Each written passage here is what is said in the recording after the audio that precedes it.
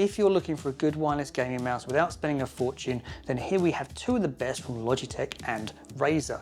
But which is better? Is it long established, tried and tested G305 from Logitech, or is it the latest offering from Razer, the Orochi V2? Well, it depends who you are, because it could be either. Welcome to my tech gear. Let's get into it.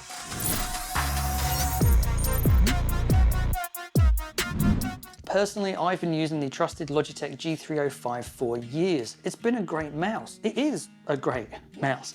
It offers pretty much a bulletproof sensor in a wireless package with millisecond response times, all for a great price. But time moves on, and the Razer Orochi V2 is blatantly going after the same market as the G305, appealing to those of us that want a wireless gaming mouse that is going to make us better at gaming, but without costing a fortune. So unsurprisingly, there are plenty of similarities between the two. They both come supplied with a USB dongle that uses either Logitech Lightspeed or Razer Hyperspeed to offer 1 millisecond response times to make sure your lag is no different than if you were wired. And that is super important, especially for gaming. The wireless connection speeds of both of these mice are both great. They both come with PC software, either Logitech G Hub or Razer Synapse, to allow you to configure the 6 buttons on these for whatever commands, macros or key presses you want. And both allow you to configure each button for 2 separate actions using either G-Shift or Hypershift. Battery life wise, the Logitech G305 has battery life for up to 250 hours. Whereas the Orochi V2's battery life is up to 450 hours over the USB dongle. But the Orochi has something up its sleeve that the G305 doesn't. It can connect to your PC over Bluetooth as well. How cool is that? There is a switch under here that allows you to switch between the 2.4 GHz Wi-Fi mode and Bluetooth. So you can also use it to pair with multiple devices. So you could pair the Orochi V2 with your gaming PC for the fastest response time over the USB dongle, and then you could pair it up with your laptop over Bluetooth as well. So one mouse, multiple devices, and that's super useful. If you use Bluetooth alone, then you can actually extend your battery life to up to 950 hours on a single AA. So design-wise, whilst these do look very similar, they've got the same number of buttons on them, they have a similar design look to them, in the hand they do feel very different. The G305 has a smooth matte finish that feels sturdy and strong and has certainly stood the test of time for me. It's pretty much an ambidextrous design, but the 2 side buttons are fixed to the left-hand side of the mouse, so this really is a mouse only for righties. The main mouse buttons are slightly concave for your fingers, but the sidewall by the side buttons are tapered and flat. The Orochi, on the other hand, as well as a concave mold for your fingers, also has a concave mold on the sidewall for your thumb to rest, which makes the Orochi feel narrower even though it's the same width as the G305. The side buttons here are also fixed like the G305, so whilst it looks like it's an ambidextrous design, it really is only for right-handed people. The finish of the Orochi is an almost textured matte black finish, which I have found less slippery than the G305 in use. Size-wise, they are both pretty similar as they are both the same height and width, give or take a millimeter. However, they do differ in length. The G305 is almost a centimeter longer than the Orochi V2. This makes the Orochi V2 super portable and great for not only at-home gaming, but also gaming on the go too. It's great for people with smaller hands or those that prefer a finger or a claw grip. If you've got larger hands though, or prefer like a palm grip, then you might find the G305 is more comfortable and suited to you. Now, weight plays as important a part as size does though, as there's no point in something being the right size if it weighs a ton. The G305 comes in at 98 grams with the AA, whilst the Razer is advertised at under 60 grams, which is actually a little bit misleading because it doesn't include the battery.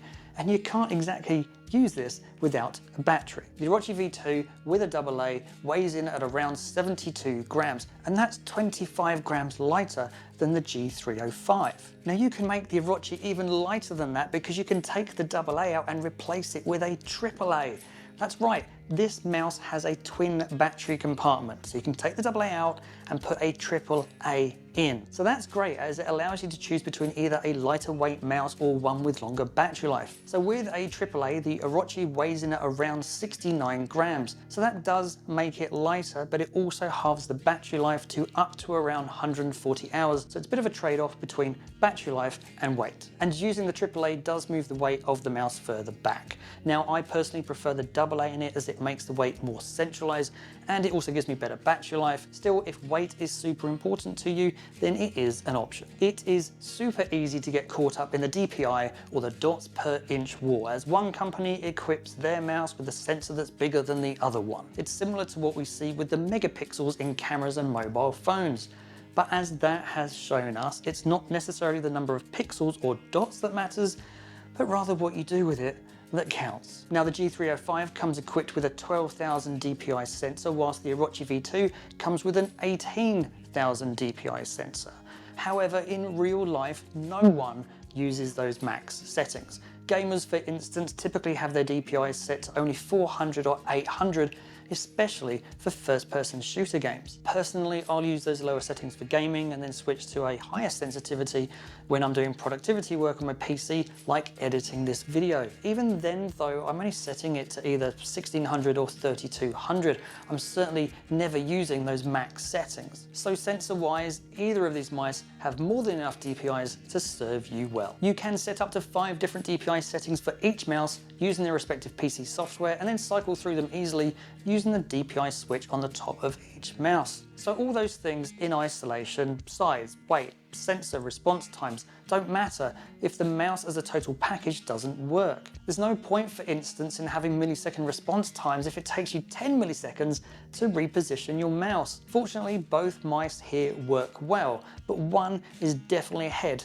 of the other. In use, the lighter weight of the Orochi V2 combined with the super large sliders that are underneath both front and back just make this easier to use. It's easier to glide around, it's faster to flick. In repeated AimLab tests, my scores with the Orochi were always higher. In comparison, the G305 just weighs more. It has smaller gliders in the corners of the mouse, so it just feels heavier, it's slower to move around, and it just drags more as the sliders aren't as good. Now, I'm not a gamer. I like to game, but I'm definitely not a gamer. So my scores in AimLab generally sucked compared to everybody else's, but in use, the Orochi V2 always came out on top. So with all the advantages of the Orochi V2, it must cost more, right? Well, yes, yes it does, but it's not much more than the G305. The G305 retails for $60, and it's been around for a while now, so you can typically get it on sale on Amazon for around $40. The Orochi V2, on the other hand, retails at $70, but it's often on sale for around $45, so that's only $5 more than the G305. If you want to push the boat out, then you can even get custom skins and colors for the Orochi. Now that is going to push the price up to around $90, but there are some awesome colors and graphic options available if you want to create something that really stands out from the rest. So which should you buy? Well, it probably sounds like a pretty much hands down win for the Orochi V2, and to be honest, it probably is, at least for me.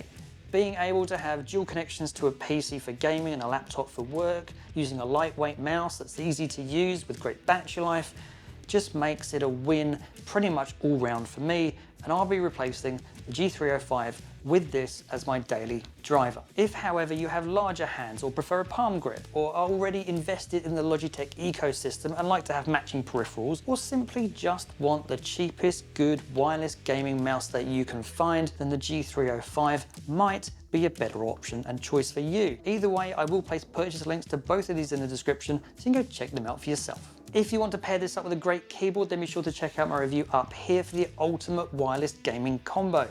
If you've enjoyed the video and aren't subscribed yet, then please consider doing so using the button down below. Thanks for watching, and as always, I'll see you in the next one.